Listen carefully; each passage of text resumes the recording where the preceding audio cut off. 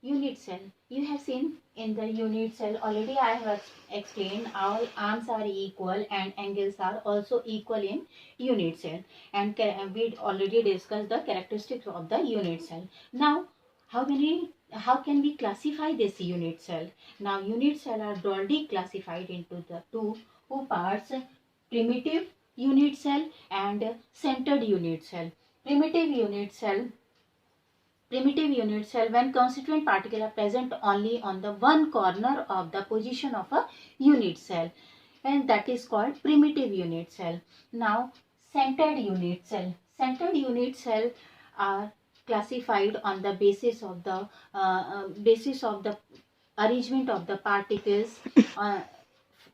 This is of three types: body centered, face centered, and end centered cell.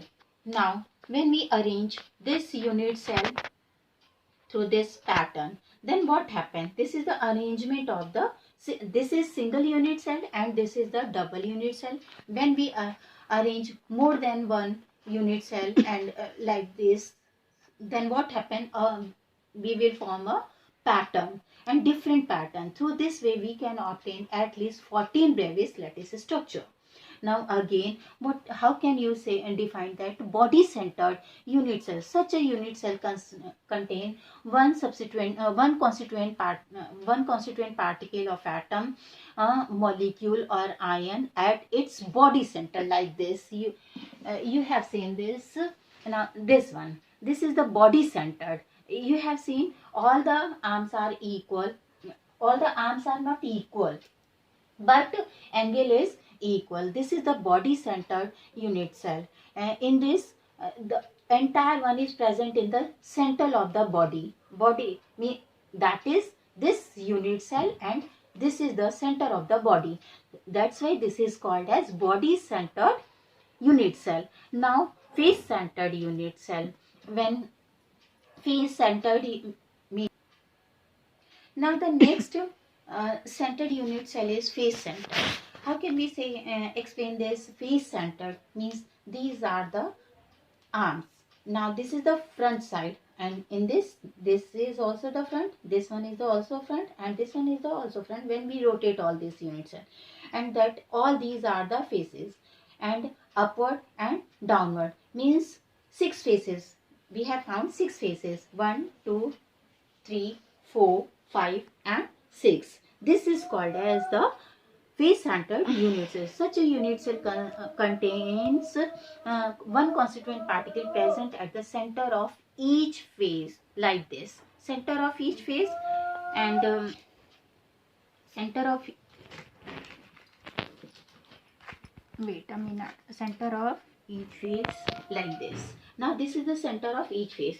Now the same we will see here also, center of each. So this is called as face centered cubic cell, face centered unit cell. Now you have seen this one. Okay. Yes. Now the next centered unit cell is the end centered unit cell. In this centered unit cell, we will observe any of the two corners, any of the two sides we will obtain in the constituents. In such type of unit cell, one constituent particle is present at the center of any two opposite faces, like this. You have seen here faces beside the ones present in the corner. Now one present in the corner, this is called as end centered. Is it clear? Now the next is the hexagonal. This is the hexagonal shape. Now primitive, very clear to you. All A is equal to B, but B is not equal to C.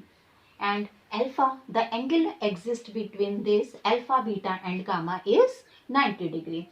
Now A is equal to B and B is not equal to C. Now this occurring, and gamma, the angle gamma is 120 degree. Now and this occurring zinc oxide, cadmium sulfide and graphite also. You are very familiar with the graphite. Graphite is the allotrope of the carbon.